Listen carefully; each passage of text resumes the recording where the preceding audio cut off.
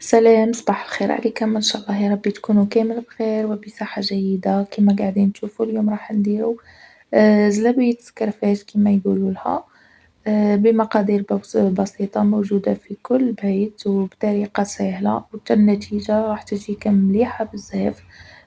وراح تقدر ديرها حتى المبتدئة، فقط حبوباتي تابعوا الفيديو حتى الأخير وما تسرعوهش. هنا نروحو مع بعضنا للمقادير. نحتاجو هنايا زوز كيلات فرينة، كيلة سميد يكون رطب، ملعقة تاع خل، كذلك ملعقة صغيرة تاع القهوة، خميرة الخبز عفوا، ونصف ملعقة سكر ونصف ملعقة ملح. المغرف اللي خدمت بيها أنا صغيرة بزاف. ونضيفو كذلك ربع كيلة زيت ونخلطو هنايا مليح ونخدموها البنات بالكف تاع اليد. نحركوها مليح هاكا باه تتبسس مليح ومن بعد تجينا تتقرمش وتعطينا نتيجة مليحة.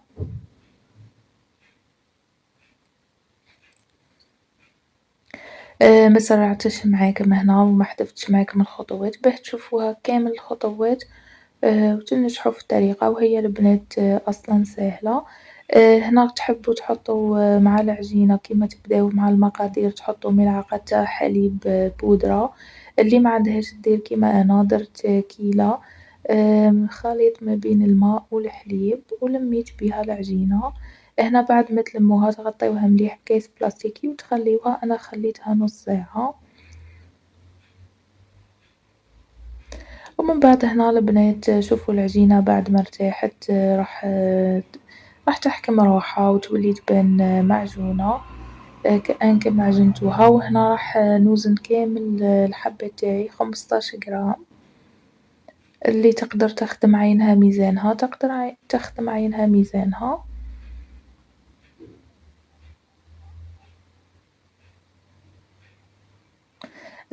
من الأفضل يعني توزنوهم البنات باه يجيوكم كامل على حبة. هنا بعد ما كملتهم نشكلهم على شكل حبة التمر، ومن بعد نجيب هنايا البنات الرحاية تاعي ولا سكرفاج كل واحد كيفاه يسميه. نحط العجينة ونضغط عليها بالشكل هذا. أنا درتها رقيقة بزاف، نتوما كيما تحبوا السمك راح تتحكموا فيه على حساب الرغبة تاعكم، وكل واحدة كيفاه تحبها خشينة ولا رقيقة. وشوفوا الطريقة اللي نحيت بيها ساهلة ماهلة. اللي عندها هداك تخدم بهداك واللي ما عندهاش تخدم بهذا عادي. خدمتلكم بيهم في زوز باه اللي عندها هذا تخدم بيه.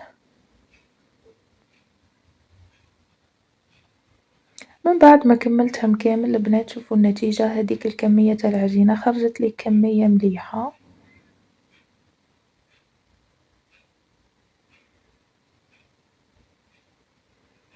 وهنا نروح نسخن الزيت مليح. من الأفضل البنات تقليوهم هكا في كاسرونة باه يجيكم الزيت طالع ويغطي الحبة تاعكم. مرة على مرة حركوهم هكا باه يديولكم لون واحد من الجهات كامل.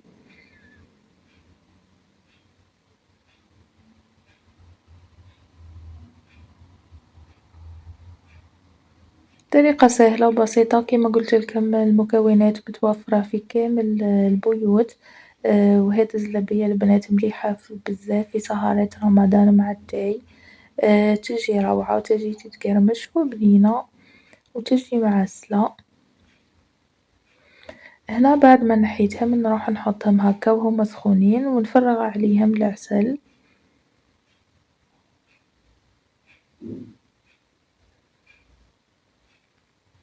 كيما شفتوا يعني مش مكلفة. شوفوا النتيجة في الأخير كيفاه.